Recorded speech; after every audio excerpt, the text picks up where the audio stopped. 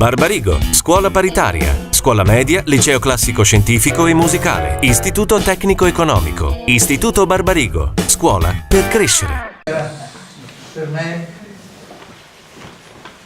grandi soddisfazioni sono già vedute, tanto quella di vedere le vostre facce, gli amati volti dei miei allievi, ma poi anche sorprese tra questi allievi di vederne di quelli che ho avuto 40 anni o più fa, e di più anche proprio, e qualche genitore e ancora la signora Tomasini con la figlia.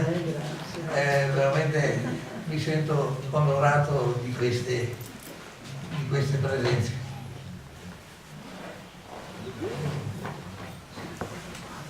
Entriamo subito nella materia che ci interessa.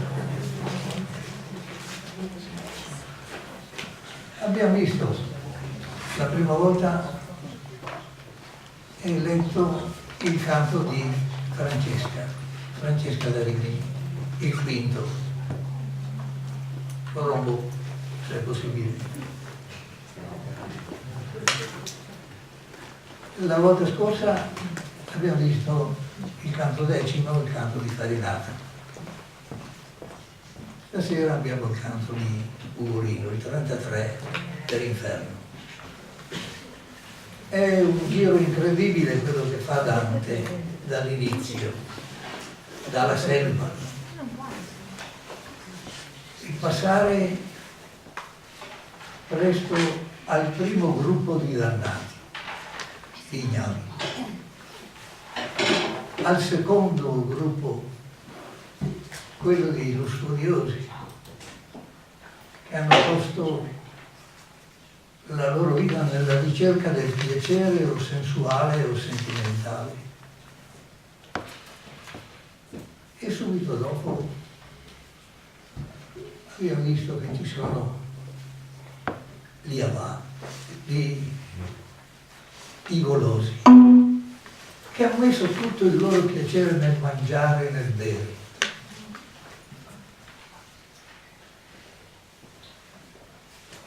Come dicevano un tempo, quorum Deus venter est, quelli di cui il Dio è il ventre. Orrendo.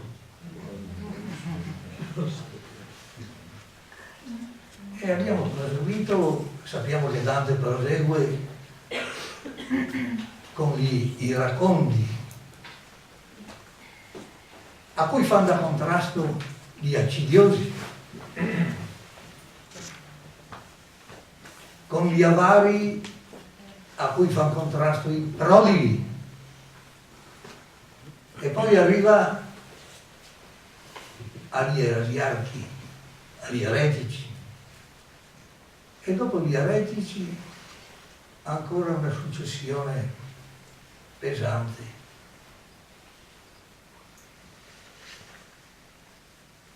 Omicidi, suicidi, bestemmiatori,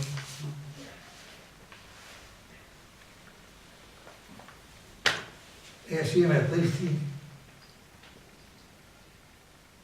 usurai,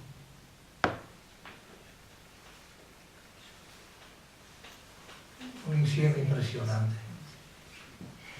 E lì Dante trova spesso suoi concittadini e, innovando completamente,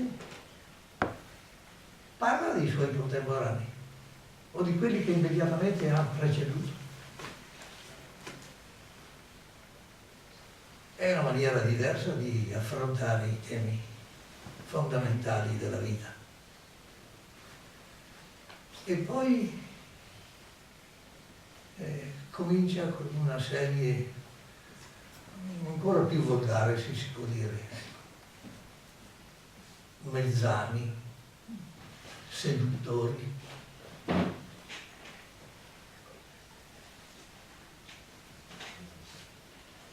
e poi simoniaci, indovinati. ladini, barattieri, ipocriti. Vi verranno in mente, ecco, queste situazioni che avete studiato. E poi ladri, consiglieri fraudolenti, seminatori di scandali e di scismi. E infine arriva la parte terminale dell'inferno, con i traditori. Traditori dei parenti, traditori della patria, traditori degli amici, traditori di Cristo. Si passa da un mondo in cui ci dice, quando pensiamo a Francesca pensiamo all'amore che ci ricorda qualcosa di ardente, e invece quando arriviamo nel fondo dell'inferno, lì l'ambiente è un lago gelato, un lago di ghiaccio addirittura. È il mondo dell'odio allo stato puro.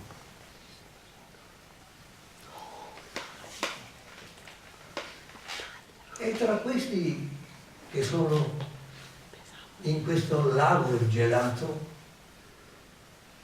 impressionano naturalmente quelli che costituiscono una specie di successione di gravità, un aggravarsi della gravità.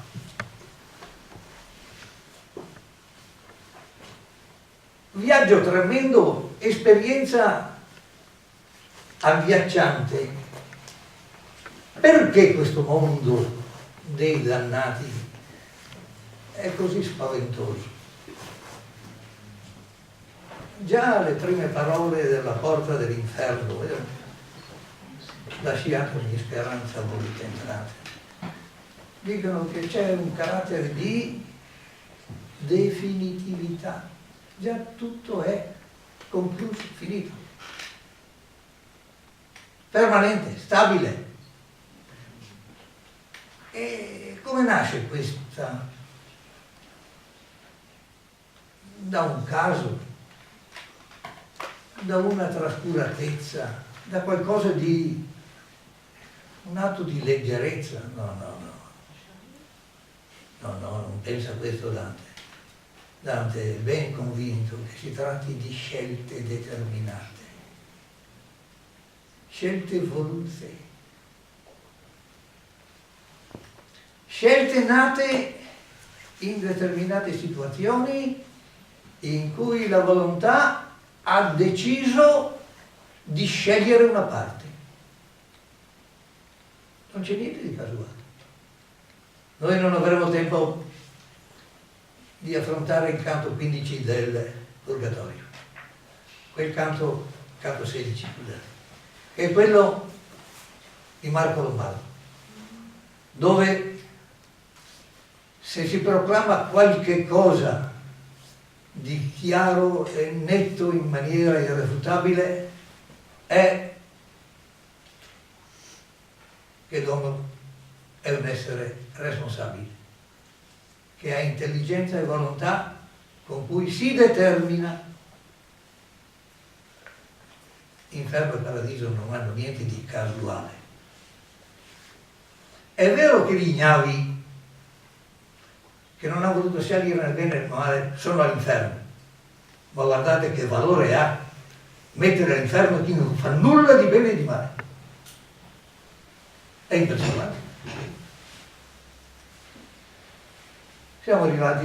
Siamo stati tutta questa successione, ma è un cammino che Dante percorre ed è arrivato dove regna l'odio,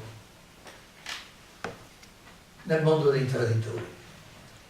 Se avete portato il testo, io vi faccio cominciare dagli ultimi versi del 32.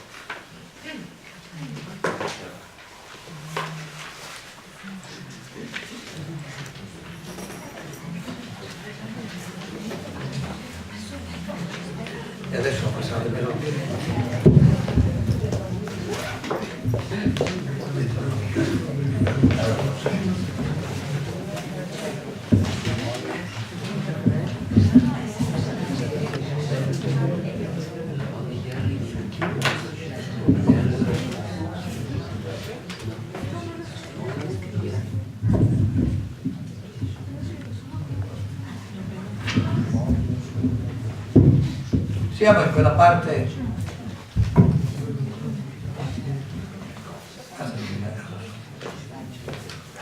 siamo nella cosiddetta Antenora.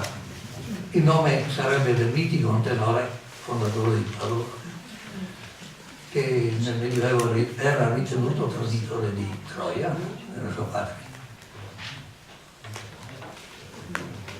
Poco prima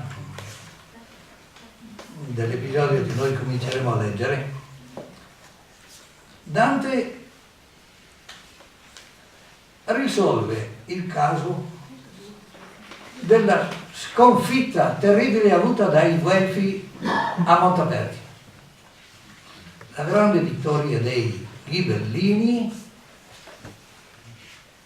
e lui camminando sul ghiaccio con il piede, per caso, dice, percossi la faccia di uno che fece un urlo e allora Dante capisce che c'è qualcosa di particolare. Cosa capisce? Vuol fargli dire il nome, e questo non vuol dire il nome assolutamente, ma provvede un altro dannato e dice: che cos'hai tu, Bocca? Bocca degli Abati. Era l'uomo a cui si attribuiva la colpa del crollo dei Guelfi nella battaglia di Montaperti. Questo Bocca degli Abati avrebbe con un colpo di spada troncato il braccio al portabandiera dei Guelfi, i quali hanno al loro sbandamento e perdono la battaglia. Dante dunque scopre per caso il traditore, causa di quella terribile sciagurata battaglia di cui il vanto andava tutto farinata.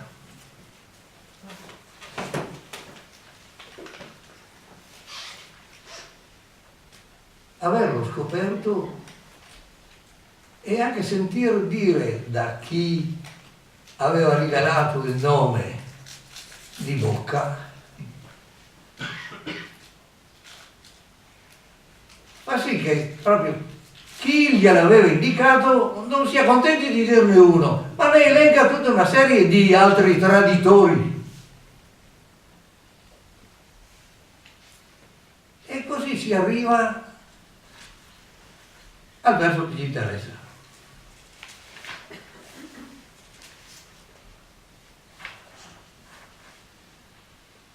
Ed è il verso 124 del 32. Leggo, se potete seguirmi, sono più contento. Noi eravamo già partiti da Ello, io vidi due ghiacciati in una buca, sì che l'un capo all'altro era cappello, e come in panna per fame si manduca, così il sovran li dentri all'altro pose là ove il cervel s'aggiunge con la nuca. Non altrimenti l'ideo si rose le tempie a Menalippo per il disdegno che poi faceva il teschio ed altre cose. Dunque, eravamo già partiti da Ello, torno indietro. E io vidi due ghiacciati dentro una buca di ghiaccio, così che uno faceva da cappello all'altro. Stava mordendo, stava incalzando proprio furioso sopra la testa dell'altro. E come si mangia il pane per fame, cioè con il gesto più naturale di questo mondo, così quello che stava sopra pose i denti sull'altro là dove il cervello si aggiunge con la nuca, cioè dove finisce la testa e dove comincia il midollo spinale. Non altrimenti, non diversamente, Tideo, e fa riferimento a un episodio della mitologia pagana, Tideo si errose le tempie a Menalippo per disdegno.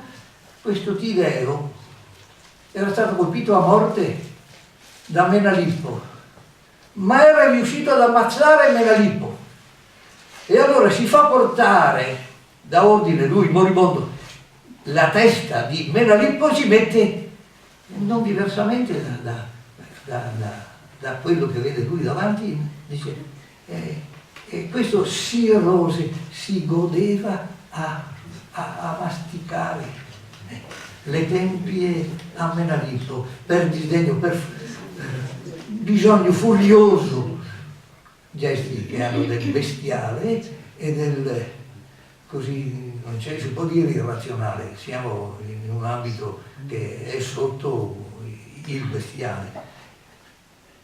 Non faceva diversamente da quello che faceva quest'altro che è davanti, che sta mordendo la testa e si rivolge a quello che sta mordendo e che ha il teschio e se lo tiene stretto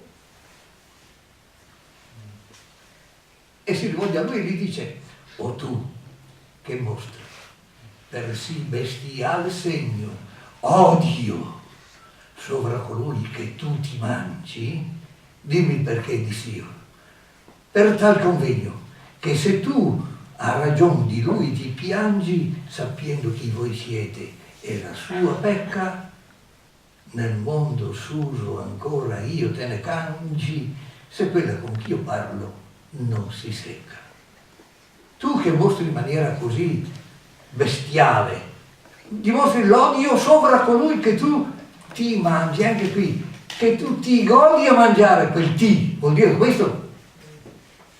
Dimmi perché fai così, a tal patto che se tu ti piangi di lui, perché devi avere un qualche diritto per fare così,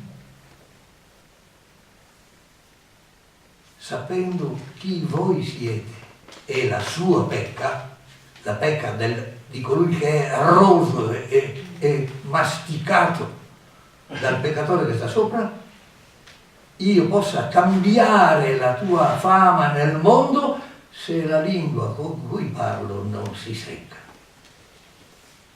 È una promessa. Parlerò di te.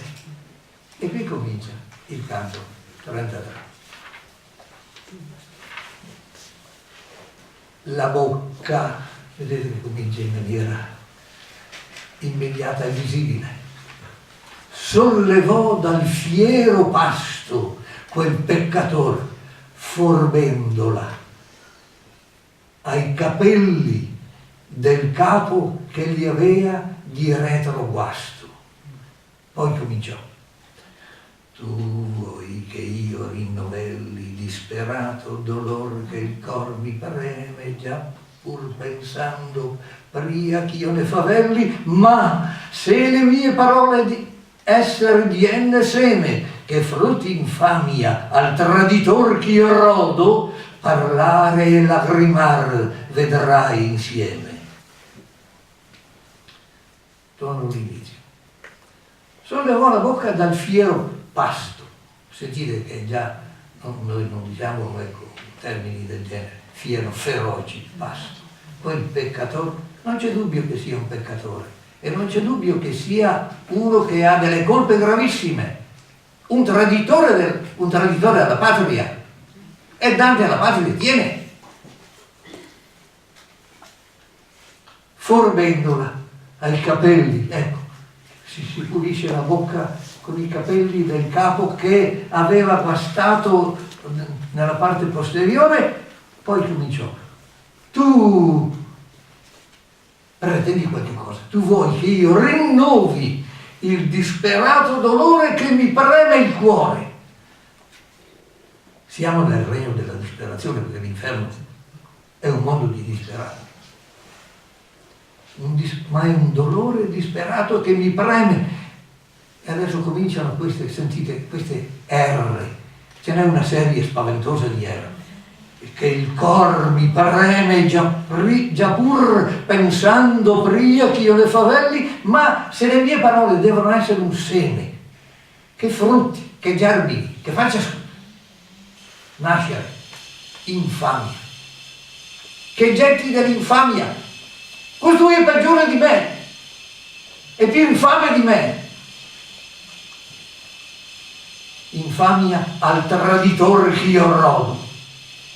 Credo che sia difficile trovare un esercizio con cui la lingua italiana si sia prestata a rendere qualcosa di orrendo, come in queste parole. Parlare e lacrimare, vedrai insieme, vedrai nello stesso tempo, ma come si fa a vedere parlare e lacrimare? Questo, vedrai che io parlo e piango. Ma ci troviamo di fronte a un uomo o una bestia? La bestia non piange, la bestia non parla. È un traditore che merita di essere roso. E tu mi vedrai parlare e lacrimare. Chi sia Dante, a lui non importa niente. Io non so chi tu sia, comincia al verso 10, vero? Né per che modo venuto sia qua giù, ma Fiorentino mi sembri veramente quando io torno. Non so chi tu sia, non so in che modo tu sia venuto qua giù. Altri avevano chiesto in passato, in altri episodi, chiedevano, ma come mai sei qui? A questo non interessa niente. C'è solo una cosa che mi interessa, vedremo l'unica cosa che mi interessa. Ma mi sembra fiorentino, dalla pronuncia capisce che è un fiorentino. Adesso veramente si comincia. Tu devi sapere che io sono, che io fui Conte Ugolino. Devi sapere che io fui, non lo sono più. Fui Conte Ugolino. E questi è. Io fui, questi è l'arcivescovo Ruggeri, che l'avrebbe chiamato dentro e l'avrebbe invitato amichevolmente e poi lo aveva fatto condannare e incarcerare assieme ai grandi capi ghibellini di Pisa, alle 3 grandi famiglie di ghibellini di Pisa, che avevano condannato, e vedremo come. Or ti dirò perché io sono tal vicino. Ti spiegherò adesso perché sono un vicino di questo genere. Non sono un vicino qualunque. C'è un motivo per cui io lo sia. Che per l'effetto dei suoi mai pensieri, fidandomi di lui, io fossi preso e poi sia morto. Dir non è mestieri. Però quel che non puoi aver inteso, cioè come la morte mia fu cruda, udirai e saprai se ei m'ha offeso.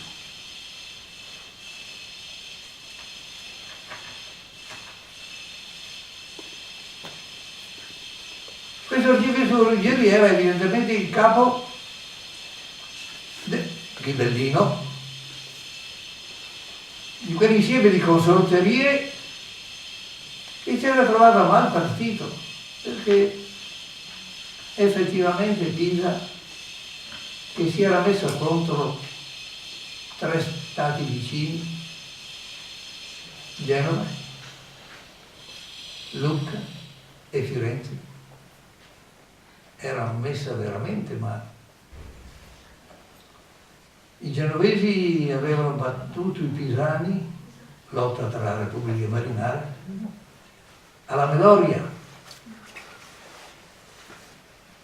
I pisani si erano trovati in gravissime difficoltà e avevano messo a capo addirittura il conte Ugolino.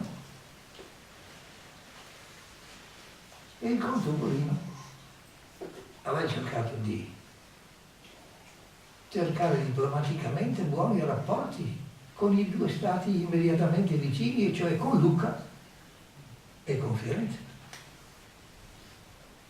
E come aveva fatto? Aveva ceduto delle località che potevano essere di gradimento sia alla Repubblica di Lucca, al comune di Lucca, sia a Firenze.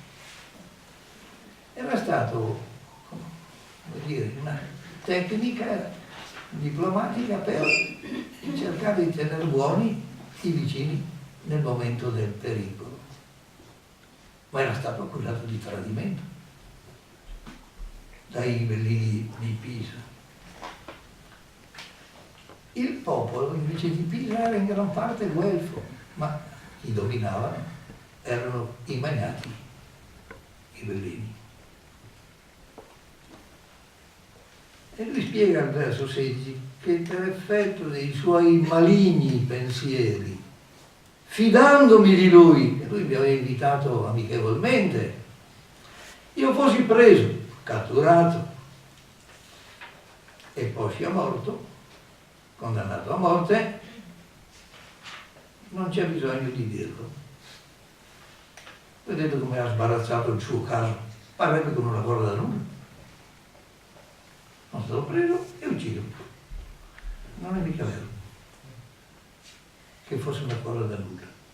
Però, quel che non puoi aver inteso, e non lo sa nessuno, cioè, come la morte mia fu cruda, udirai, adesso lo sentirai, come è stata crudele la mia morte, e saprai se egli mi ha offeso. In che cosa? Come cittadino? No, non come cittadino. Come un'altra cosa che diremo e che capiremo immediatamente. Breve pertugio dentro dalla muda, sono al verso 22, la qual per me ha il titolo della fame e che conviene ancor ch'altrui si chiuda, ma aveva mostrato per lo suo forame più luneggià, quando io feci il mal sonno che del futuro mi squarciò il verame.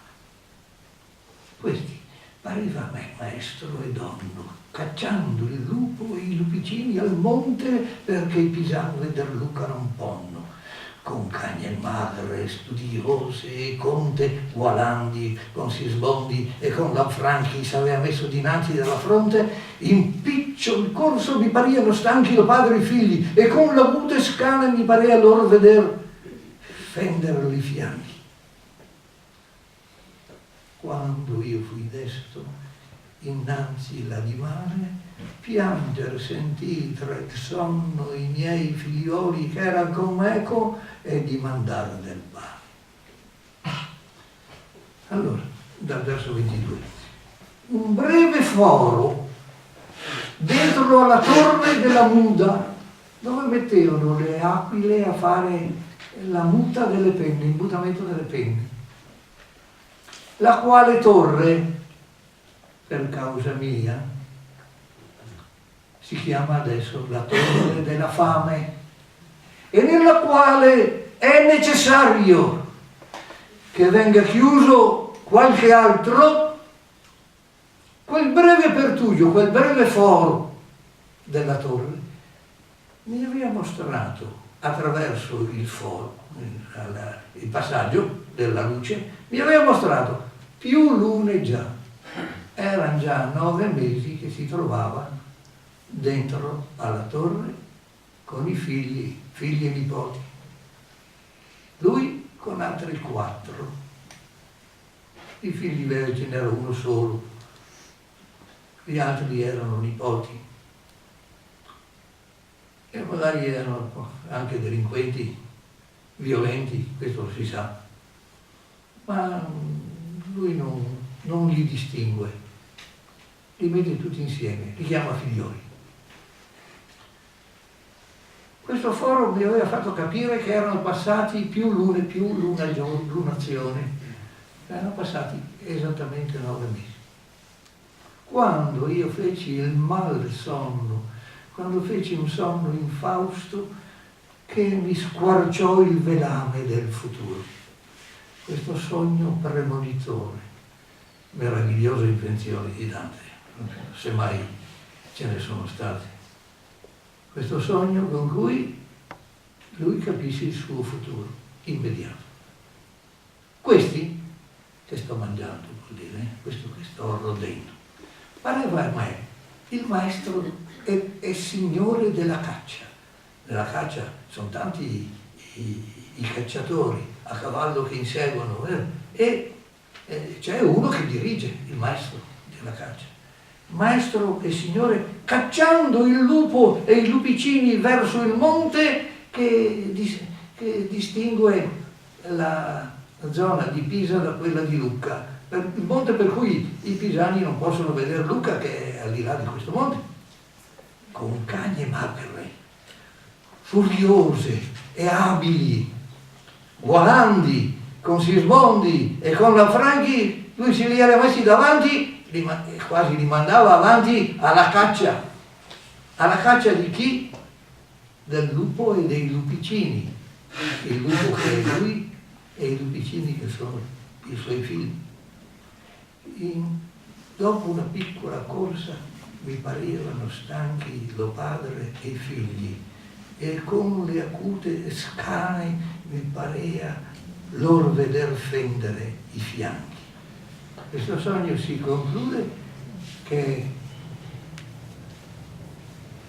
le cagne raggiungono lupo e lupicini e ne fanno strage e li ammazzano.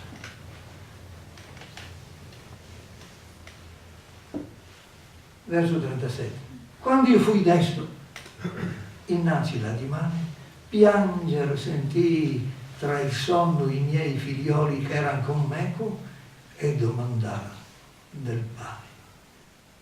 Ben sei crudele se tu già non ti guoli pensando ciò che il mio cor s'annunciava, e se non piangi, di che pianger suoli? Già erano desti, e loro s'appressava che il cibo ne solea essere addotto, e per suo sogno ciascun dubitava, e io sentii chiamar l'uscio di sotto all'orribile torre, ond'io guardai nel viso i miei figlioi senza far moto. Io non piangea, sì dentro impetrai, piangevan elli, e da Selmuccio mio disse: tu guardi sì, padre, che hai? Perciò non lacrimai, ne risposi io tutto quel giorno né la notte appresso, infin che l'altro sol nel mondo uscìo. Torniamo ancora indietro, vero? Dunque, quando mi destai, prima del mattino, dopo sto sogno sconvolgente che gli annunziava il futuro, sentii piangere tra il sonno i figlioli che erano con me. Ecco che sappiamo che è in compagnia in questa stanza orrenda della torre. E di mandar del pane. C'è chi dice che il cibo venisse portato dagli amici o da parenti, ecco, che a un certo momento non ne portarono più, ma probabilmente è che chi l'aveva condannato a quella morte a un certo momento decide di sbarazzarsi dei 4 che sono nella torre. Li sentii domandare del pane, cioè la cosa, il cibo per... Prima abbiamo sentito nominare il pane, se vi ricordate. Ma qui è fame? Vuol dire che poco e scarso era già il cibo che arrivava. E la fame li svegliava al mattino presto, presto. Ugolino guarda Dante e gli sta parlando ed è arrabbiato, si infuria. Ben sei crudele se tu già non ti duoli, ma non provi dolore di quello che sto dicendo. Pensando a quello che si annunciava al mio cuore con quel sogno che ti ho spiegato. E se non piangi, di che piangi, Soli? Di che cosa sei solito piangere? Se non c'è una situazione più tragica di questa, non ce ne può essere una di peggiore. È infuriato con Dante. Vorrebbe che reagisse. E invece Dante non reagisce. Non ha nessuna pietà per i traditori, Dante. Nessuna. Se avessi letto le pagine che dedicava al traditore di Firenze, si direbbe che era ancora imbestiato, infuriato, indignato contro quel traditore a cui aveva dato un calcio in viso senza volerlo e non gli era dispiaciuto. Erano già desti tutti e quattro e si avvicinava l'ora in cui soleva esserci portato il cibo. E a causa del suo sogno si sognavano il pane, il cibo se lo sognavano tutti e ciascuno non faceva altro che pensare a ciò che gli mancava. Ciascuno dubitava, qua non ci portano più niente. E non portano più niente a questi 5 infelici. Si sente per un altro suono, si sente chiudere, altri dice inchiodare, l'uscio, inchiodare la porta di sotto, la porta d'ingresso dell'orribile torre, che vogliono che finisca tutto. Calcolo dei grandi capi. Arcivescovo, Ruggeri, Lanfranchi, Simonti, Gualandi.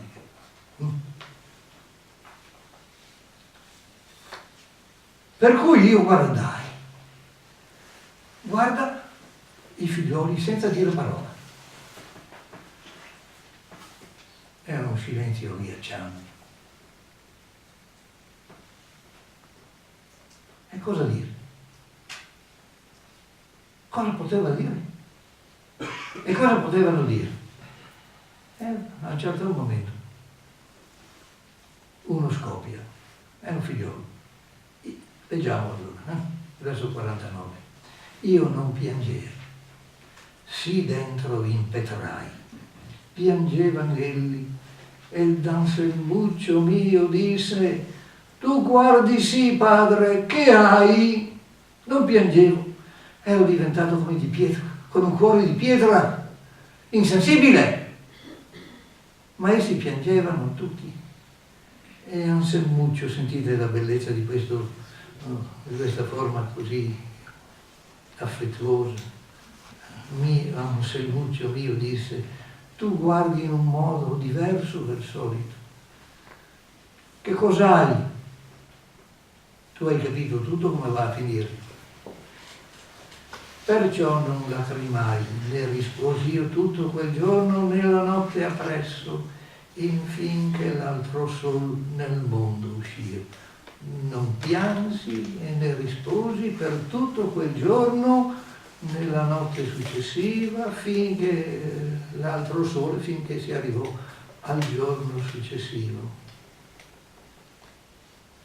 E quando arriva quest'altro giorno vediamo come un poco di rabbio si fu messo nel doloroso carcere e io scorsi per 4 mesi il mio aspetto stesso, volevan per lo dolor mi morsi, ed ei, pensando che fessi per voglia di manicar, di subito levorsi e disse: padre, assai ci fia mendoglie se tu mangi di noi, tu ne vestisti queste misere carni, e tu le spoglia.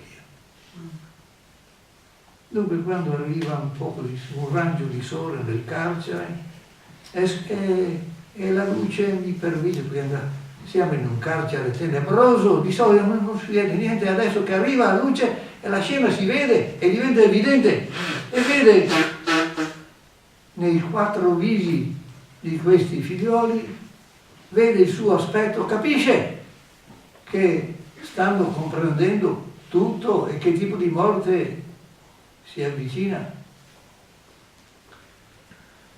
Già avevano patito la fame e adesso basta. E allora io mi morsi le mani per lo dolore, comincia a mordere se stesso. Ed essi, pensando che lo facessi per voglia di mangiare, immediatamente si levarono, si mossero e dissero: Padre, ci sarà un dolore minore per noi se tu ti cibi di noi. Tu ci hai dato questa nostra carne, queste misere carni, e tu spoglia le nostre ossa e cibati della nostra carne. Allora mi quietai per non renderli più addolorati. Lo udii e l'altro stemmo tutti muti. Ahi dura terra, perché non t'apristi? Il desiderio di sparire, il desiderio di finire e di sparire, e che la terra ci copra e ci faccia vivere una vita impossibile.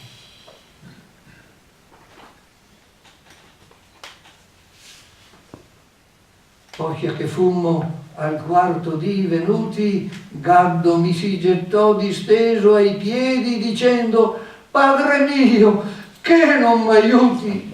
Qui morì. E come tu mi vidi io cascarvi 3 ad uno tra il 5° dì e il 6° ond'io mi diedi, già cieco, a brancolar sopra ciascuno, e 2 dì li chiamai, poi che fur morti, poscia più che il dolore potei digiuno. Quando ebbe detto ciò, con gli occhi torti riprese il teschio misero coi denti che furo all'osso come di un canna forti. Ahi Pisa, vituperio delle genti del bel paese là dove si suona, poi che i vicini a te pudir son lenti, muovasi la capraia e la gorgona e faccian siepe all'arno in sulla foce, sì che gli annieghi in te ogni persona, che se il conte Mulino aveva voce d'aver tradita te delle castella, non dovei tu i figliuoi porle a tal croce. Innocenti facea l'età novella tebe, un guiccione e brigata e gli altri 2, che il canto surdo appella. Ritorniamo. Quando ebbe detto ciò, con gli occhi torti, biechi, riprese il teschio misero. Mi fa pena anche sto teschio, coi denti che furono forti come quelli di un cane su un osso. Un'altra scena, un altro momento brutale, sentitelo, ecco come si rinnova. E allora Dante a questo punto scoppia e si indigna con Pisa. 8 giorni di tormento finale, così, nell'avere questi figli che deperiscono e che chiedono il pane al padre e che li piombano giù e che se li vede morti, e lui resiste ancora 2 giorni dopo la morte dei figli. Ecco, lui si infuria con Pisa. Vergogna dei popoli, dice Pisa, dei popoli del bel paese, dell'Italia, sì, il bel paese, dove suona il sì, dove si dice sì, noi diciamo sì, vero? dato che i vicini sono lenti a punirti, perché devono punirti, dovrebbero, si muova la capraia. Le due isole che stanno, non mica proprio di fronte a Pisa, stanno anche lontane, ma si muovono e vadano a chiudere l'Arno, in maniera che ci sia un crescere dell'acqua che faccia annegare tutti, perché non è mai colpa di uno solo se c'è un delitto tanto grave, è colpa di una città che tollera, di uno Stato che tollera. Quando ci sono infamie troppo gravi, non è mai colpa di uno solo, non è Hitler solo, non è Stalin solo. C'è tutta una serie di collaboratori, di gente che è assente, che dice di sì, quindi le responsabilità sono molto più grandi, dato che i suoi vicini non l'hanno ancora fatto. Si muova la capraia alla Gorgona, ci sia un grande movimento di isole che blocchino tutto l'Arno e facciano annegare ogni persona, tutti quanti. Che se il conte Ugolino, se si diceva del conte Ugolino che ti aveva tradito cedendo le castelle, i castelli ai lucchesi e ai fiorentini, tu non avevi nessun diritto, non avevate voi nessun diritto di mettere, di far pagare ai figli o nipoti le colpe del padre. Tu non dovevi mettere a tal croce i figlioli. L'età troppo giovane rendeva innocenti sia Guiccione e il Brigata e gli altri due che il canto nomina. Ma a questo punto vi siete accorti che Dante ha cambiato? Ha cambiato completamente. Era rimasto impietrato, rigido, e aveva subito i rimproveri di Ugolino perché non si era commosso. Adesso invece l'indignazione di Dante è enorme, e cerca uno sfogo e invoca un castigo sull'intera città di Pisa. Che cosa c'è dentro in questo dramma? Il dramma di un padre che vede morire i suoi figli per colpa propria, che nessuno si sarebbe sognato.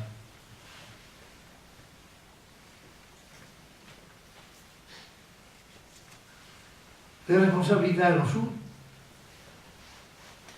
e loro lo puliscono nei figli. No, non va bene.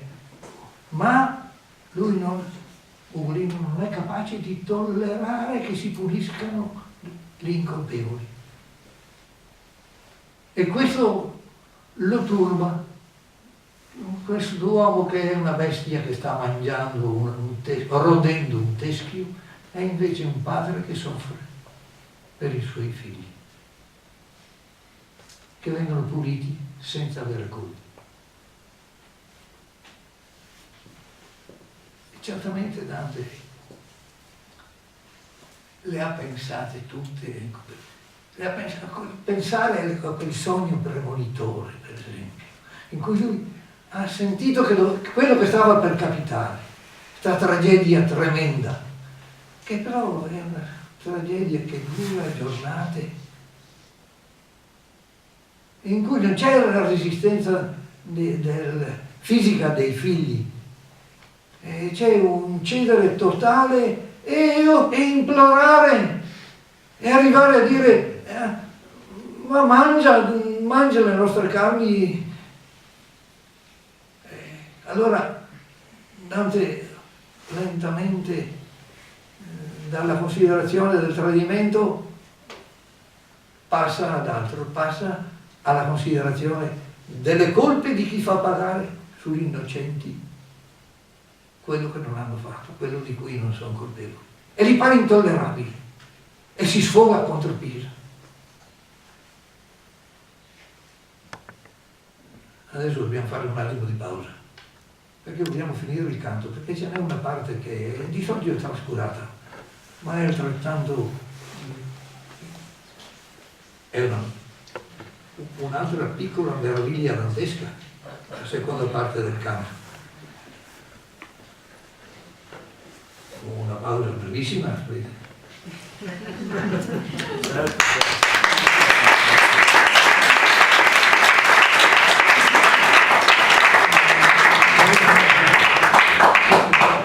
È già finito. Cominciamo subito.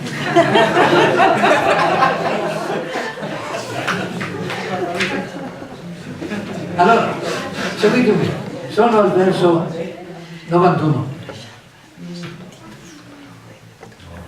Noi passammo oltre là, dove la gelata ruvidamente un'altra gente fascia, non volta in giù, ma tutta riversata.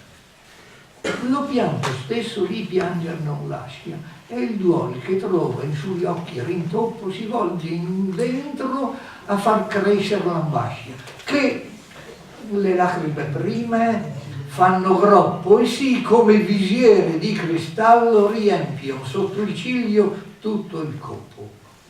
E avvegna che sì come d'un callo per la freddura ciascun sentimento cessate avesse dal mio viso stallo, già mi parea sentire alquanto vento, perch'io, maestro mio, questo chi muove? Non è qua giù ogni vapore spento? Onde lì a me, avaccio sarai, dove di ciò ti farà l'occhio la risposta, veggendo la region che il fiato piove.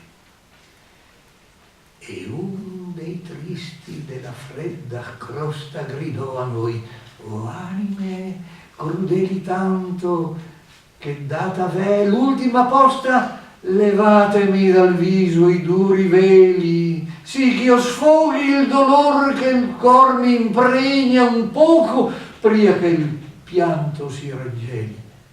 Per cui, perch'io a lui, se vuoi che io ti sovvegna, dimmi chi sei, e s'io non ti disbrigo, al fondo della ghiaccia ir mi convegna. Rispose adunque: io son frate Alberigo, io son que delle frutta del malorto che qui riprendo dattero per figo. Oh, dissi io lui, ora sei tu ancor morto, ed egli a me, come il mio corpo stea nel mondo su, nulla scienza porto. Cotal vantaggio a questa Ptolomea, che spesse volte l'anima ci cada innanzi che tropos mossa l'idea. E perché tu più volentieri mi rade le invetriate lacrime dal volto, sappie che tosto che l'anima trade come fec'io, il corpo suo le è tolto da un demonio che poscia il governa, mentre che il tempo suo tutto sia volto. Torniamo indietro, 91. Sì, perché è troppo, sì, è troppo. Dunque, noi passiamo oltre, nella terza zona.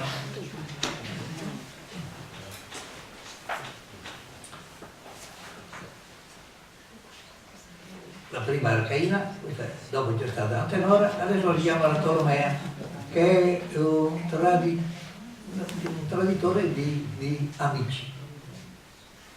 Di solito si pensava al Tolomeo che tradisce Cesare, ma no, c'è un altro episodio ancora nella Bibbia, ecco, di un tradimento fatto invitando persone e uccise anche là con i figli, eccetera. Ma erano amici qui là, ecco sì, amici, poi capite bene che tipo di amici particolari. Passiamo oltre là dove la gelata, il ghiaccio vuol dire, il ghiaccio, la stagelata vuol dire il ghiaccio. È un lago di ghiaccio. E i dannati, prima nella parte del canto 32, li vedevamo che erano un po' emergenti con la testa, con un po' di corpo e con il volto piegato in giù, sicché le lacrime lì cadevano dagli occhi e si ghiacciavano, ma una volta cadute, ecco. Poi ritroviamo che sono un po' fuori, ecco, come nel caso di Ugolino. Adesso ne vediamo degli altri in cui invece sono con la testa eretta che emerge dal ghiaccio e piangono, ma il ghiaccio si gela, le lacrime si gelano, dico scusate, e cosa avviene? Che diventa un dolore fortissimo, e allora levami il ghiaccio, domandano, levami questo ghiaccio che possa sfogarmi, perché se no va dentro questo ghiaccio e mi tormenta. Beh, vediamolo qui. In questa zona qui il pianto non permette di piangere, è il dolore che trova rintoppo, che trova sta lastra di ghiaccio già formata che riempie tutta l'occhiaia. Il ghiaccio, volgendosi dentro nel cranio, aumenta il tormento, perché le prime lacrime fanno un groppo e come visiere di cristallo, questo ghiaccio che si sviluppa tutto attorno alla faccia e fa una visiera di ghiaccio, riempiono tutto il corpo, sì, delle occhiaie, ma anche tutta la faccia. E sebbene lì non si vedesse sulle facce, non si vedesse come se fosse a causa del freddo, non la freddura, vuol dire il freddo, ecco, a causa, e sebbene lì come di un caldo, a causa della freddura del freddo, la parte callosa a causa del freddo aveva smesso di mostrare qualunque sentimento. Cosa volete che mostri il sentimento? Una faccia completamente ghiacciata. Mi pareva di sentire, anche tante davano fastidio, mi pareva di sentire però alquanto vento. È il vento provocato dalle enormi ali di Satana, di cui si parla nel canto ultimo, il 34. Produce un vento che raffredda tutto, e già mi pareva di sentire alquanto vento, per cui disse: maestro, chi provoca questo vento? Come fanno ad esserci dei vapori sotterranei? Per cui gli rispose a me: presto saprai, vedrai un posto dove l'occhio, la visione che avrai di Lucifero, di Satana, ti darà la risposta vedendo la causa che provoca questo vento. E uno dei tristi, dei dannati della fredda crosta che copre la faccia, gridò a noi: o anime, noi sono Dante e Virgilio, o Virgilio e Dante, insomma, gridò a noi: o anime crudeli tanto, che siete tanto crudeli, che non siete per questo posto che è il penultimo, ma siete per l'ultimo posto, i peggiori di tutti, che data è l'ultima posta, levatemi dal viso i duri veli di ghiaccio, sì che sfori il dolore che mi impregna, mi riempie il cuore un poco, prima che il pianto si raggeli, il pianto diventi ghiaccio di nuovo. Per cui io lui, se vuoi che io ti aiuti, dimmi chi sei. E se io non ti soddisfo in quello che mi chiedi, che mi tocchi andare fino al fondo dell'inferno.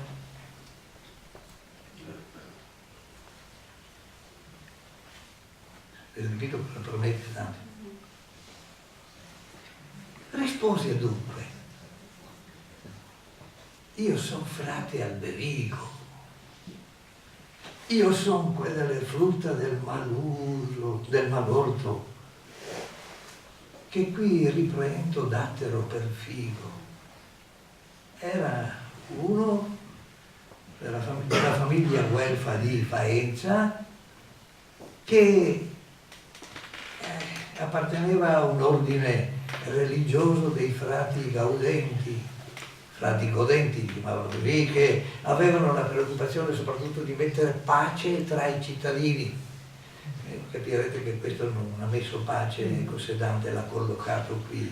Ecco. E aveva invitato alcuni dei suoi parenti in una villa e a un certo momento aveva detto: portate la frutta, ed erano venuti i sicari e li avevano ammazzati.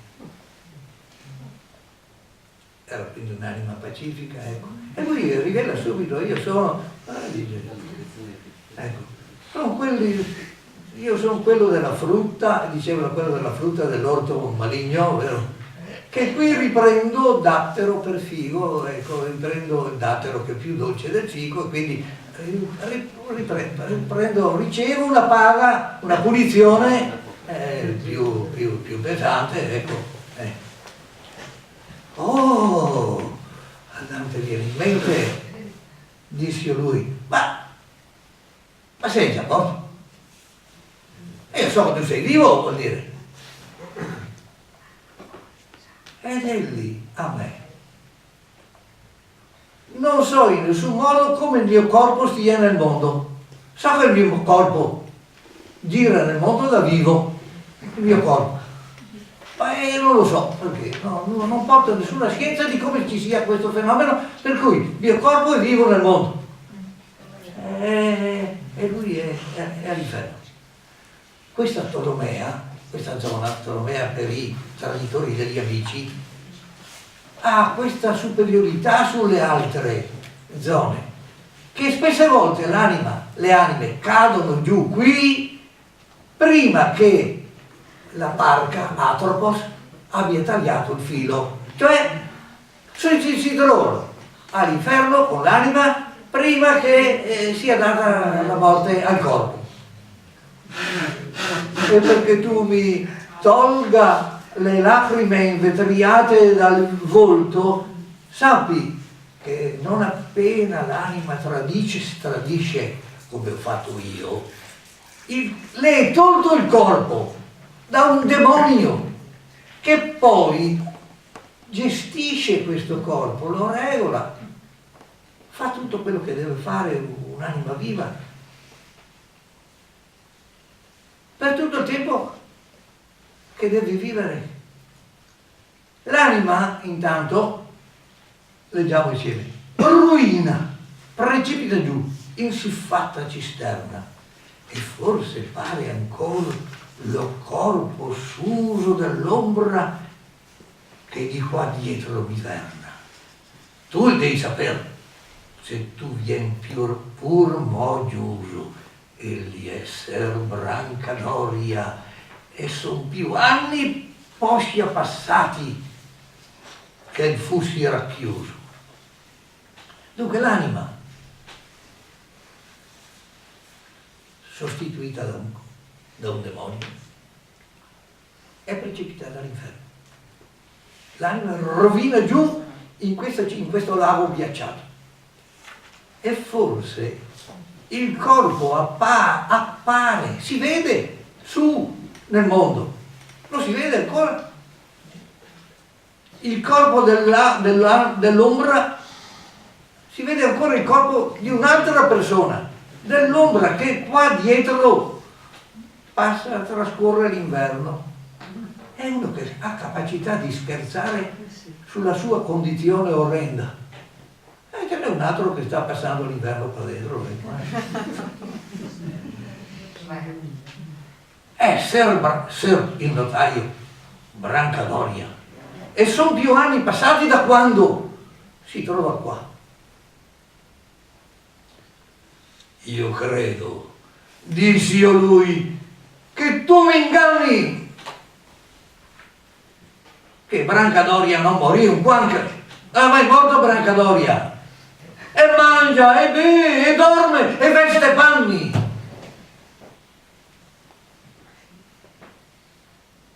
nel fosso su, disse De Malebranche, là dove bolle la tenace pece, non era ancora giunto Michel Zanche che questi lasciò il diavolo in sua vece, nel corpo suo ed un suo prossimano che il tradimento insieme con lui fece.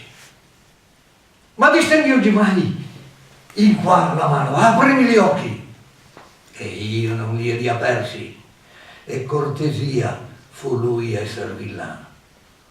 Ai genovesi, uomini diversi d'ogni costume e pien d'ogni magagna, perché non siete voi del mondo spersi, che col peggiore spirito di Romagna trovai di voi un tal, che per sua opera in anima incocito già si bagna ed in corpo par vivo ancor di sopra. L'ispirazione da che cosa è venuta a Dante per questo episodio? Perché c'è un passo del Vangelo di San Giovanni che racconta come quando durante l'ultima cena Giuda tradisce Cristo, il demonio entrò in lui. Entrò in lui e Dante allora ha inventato che il demonio aveva preso il posto dell'anima e che l'anima sia già precipitata nell'inferno e che quindi nel mondo si vedono ancora persone che sembrano vive e sono morte, ma il loro corpo è gestito, sono degli indemoniati, dominati, addirittura dei demoni che camminano con un volto umano.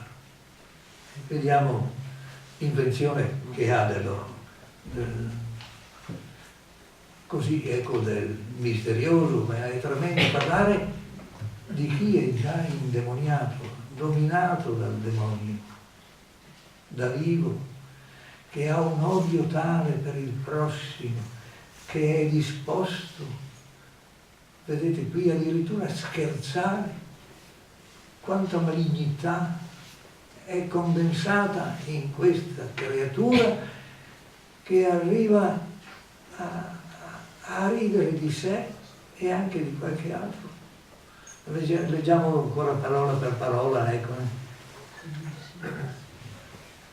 Tu devi sapere, dice verso 136, se tu vieni giusto, questi è Ser Brancadoria sono già passati più anni da che si trova nelle condizioni che abbiamo detto, con un demonio al posto del suo. Io credo, dice Dante, infuriato, che tu mi inganni. Non è morto, mai morto. E mangia e beve e dorme, sentite, e mangia e beve e dorme e veste panni. E l'altro gli dice, nel fosso dei Malebranche, che sono dei demoni che dicevano in uno dei canti precedenti, non era ancora giunto Michel Zanche, che questi lasciò al posto suo un diavolo e anche di un altro suo amico che fece assieme a lui il tradimento.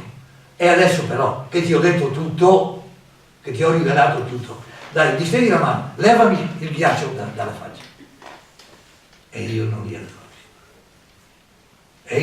persi. Ed essere villano fu un gesto di cortesia. Sono stati tutti famosissimi, perché sono una concentrazione di quello che Dante pensa e dice, è vero. E vedete la brutalità con cui affronta tutto l'argomento anche precedente, ma sono tra i versi più memorabili della poesia mondiale, sapete, ecco, questi, quello di Burino e anche questi. E allora qui Dante si sfoga, prima si è sfogato con i pisani e adesso si sfoga con i loro nemici, ai genovesi, anime diverse, lontani da ogni costume onesto e pien d'ogni magagna. gli anni cattiveria vuol dire. Perché non siete dispersi nel mondo? Dispersi vuol dire estirpati da questo mondo. È una razza così cattiva che sarebbe bene che fosse estirpata, perché col peggiore spirito di Romagna, fratello Berigo, lo trovai di voi un tale che per la sua opera l'anima si bagna, si agghiaccia dentro al fiume Cocito, al fiume e lago Cocito, ed in corpo appare vivo ancora sulla terra. Ora abbiamo trovato due episodi e Dante li ha messi nello stesso canto. Vi siete domandati perché? E bisognava leggerlo intero, perché qui ci ho detto c'è la colpa dei pisani, ma c'è anche la responsabilità dei genovesi, che non è tollerabile, ecco, che si tollerano persone, situazioni tali che gli indemoniati girino tranquillamente. Ma è vero che ci sono questi indemoniati, ci sono. Il Cristo del Vangelo parla di indemoniati e li liberava, ecco. Ricordate l'episodio di Legione, ecco, la legione che trova in un povero disgraziato, che lui caccia, eccetera. Il demonio domina la mente. Qui, nella parte finale dell'inferno, vedete che tutta la serie delle colpe che hanno portato giù, che vi ho ricordato non a caso prima, più ci scende, più si aggrava, più diventa tormentosa e più disumanizzante. E allora ci si può domandare, ma avevano l'idea della vita, dello scopo della vita? Che cosa li ha travolti talmente? Qual è la lezione terribile e così che Dante ci vuol dare? Era un periodo, quello di Dante, di odi violenti tra città e stati, tra cittadini della stessa città, e quest'odio faceva diventare irragionevoli.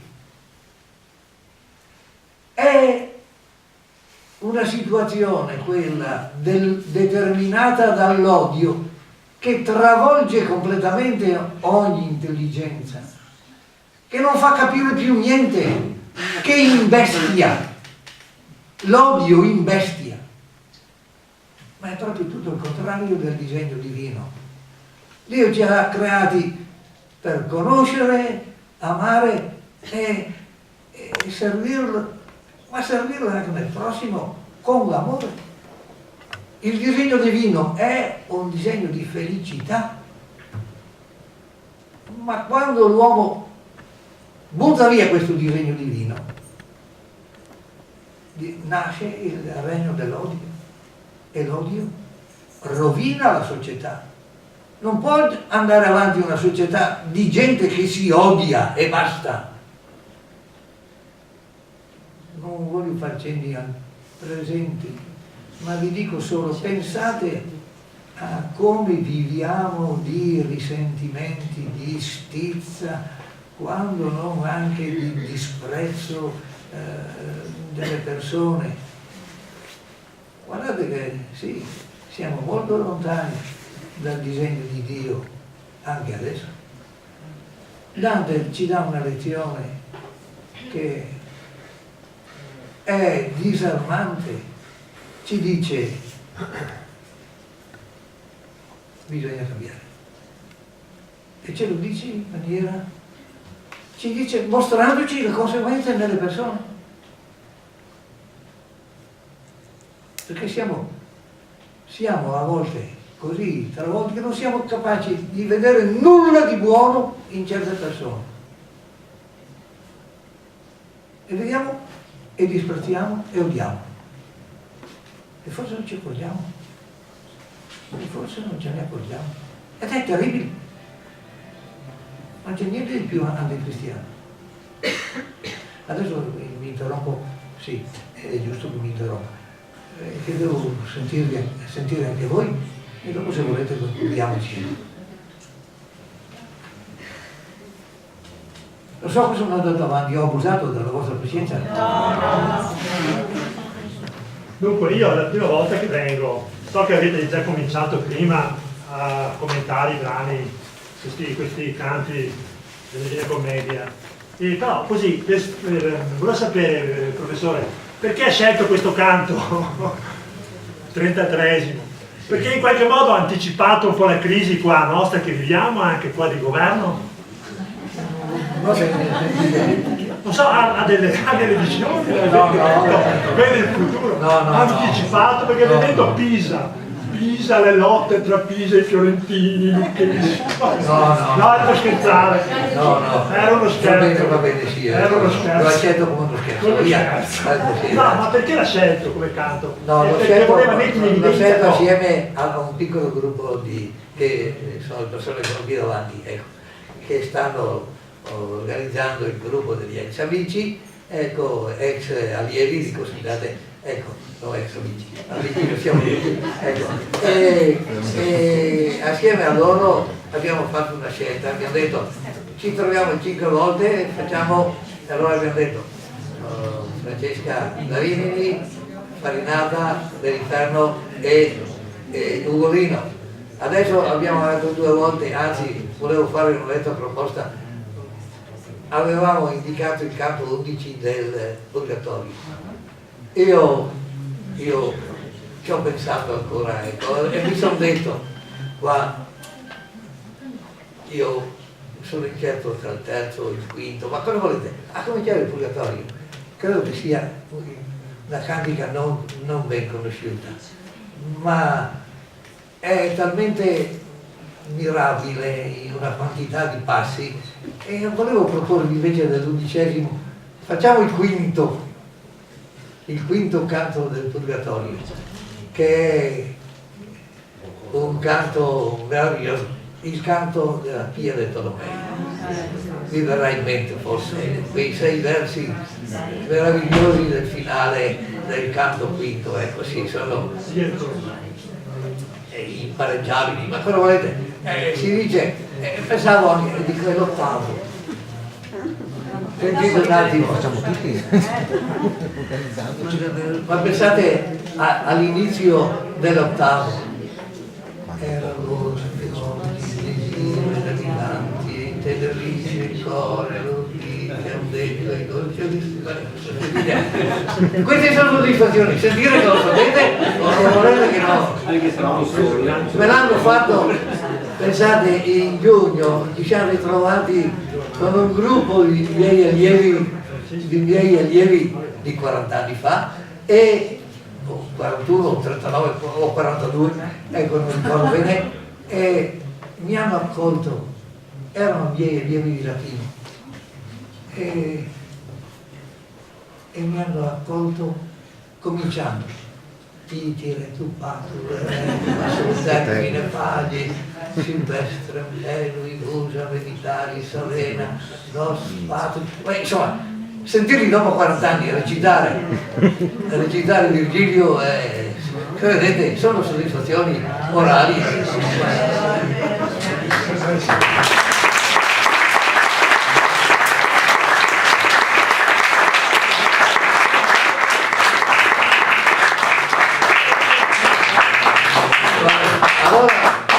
Il quinto del Purgatorio, e dopo l'ultimo sarebbe l'11 del Paradiso San Francesco, quindi finirei col cantico dei creduli. Va bene? Volete chiedermi qualcosa? Mi dica. Mi piacerebbe sentire il suo punto di vista, la sua interpretazione di un verso che inavvertitamente ha bypassato prima, sì. Ed è Oscea più che il dolore, Potei giù, sì. È troppo ardito, immaginare che Dante abbia volutamente lasciato nell'ambiguità interpretativa questo.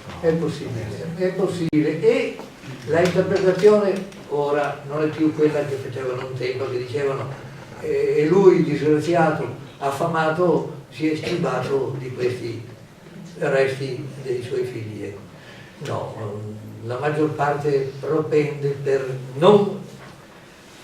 Però, ecco, dire poscia più che il dolore, poteri di giorno. E si intende la fame. La fame li ha fatti morire tutti, ecco. Questa è l'interpretazione. Ma è anche vero quello che diceva, che c'è dell'ambiguità, e dire quest'uomo che cieco, brancola, cosa volete? E diventa irragionevole. È già in una situazione bestiale, vedete che finisce tutto bestialmente, e quindi c'è questo margine di incertezza. Bisognerà farselo spiegare da Dante quando lo troveremo, perché non sono certi critici.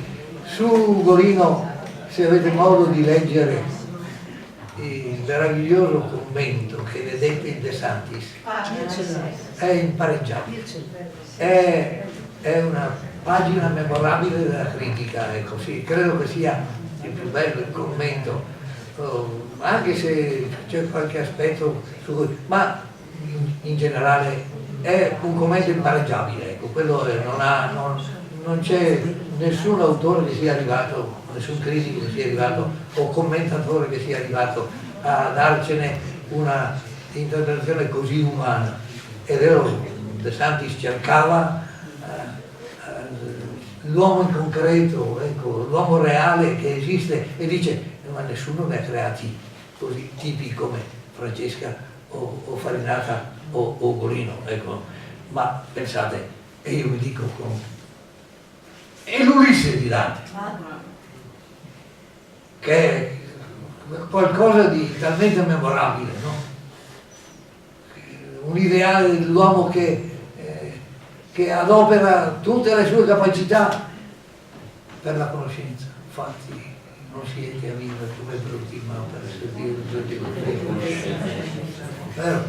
Sentirsi dire queste parole, ecco, che richiamano l'uomo alla grandezza a cui l'ha creato Dio, meravigliosamente.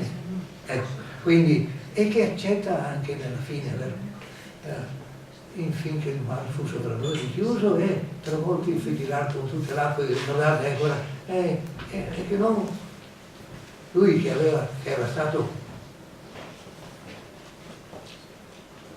un cattivo consigliere, e Dante lo mette all'inferno per essere stato cattivo consigliere, o pensate che su io, al canto 27 dell'inferno lo stesso.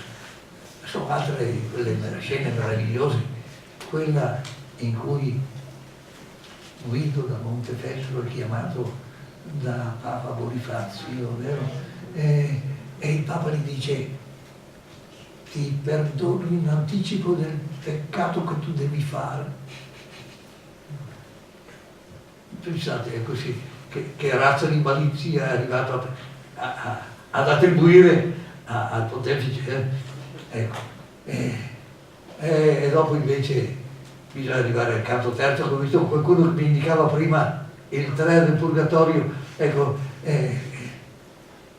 dove c'è quel gruppo di anime di uccisi, e c'è quel brano che leggerò la volta prossima, perché c'è quel branetto meraviglioso di queste anime che parlano di se stesse. Noi fummo già tutti per forza morti e peccatori infino all'ultima ora. Ivi luce del cielo ne fece accorti, sicché pentendo e perdonando fuori di vita uscimmo a Dio pacificati, che del disio di sé veder ancora. Perché te guarda, tanto terzo scognatore. Io lo trovo talmente portentoso che, ecco, che vedete, ti crea l'imbarazzo tonante, quando volete scegliere, direbbe, è stato un grande merito di due professori di Barbarino. Sì. e lo attribuisco tutto il padre di Michele Beghin, il professor Beghin e il professor Zotti, che hanno cominciato il sistema di leggere intera la commedia del triennio del liceo. Dico, meraviglioso merito, e io ringrazio di Dio di averlo potuto eseguire per tutti gli anni del mio insegnamento. Va bene, vi ringrazio, scusate.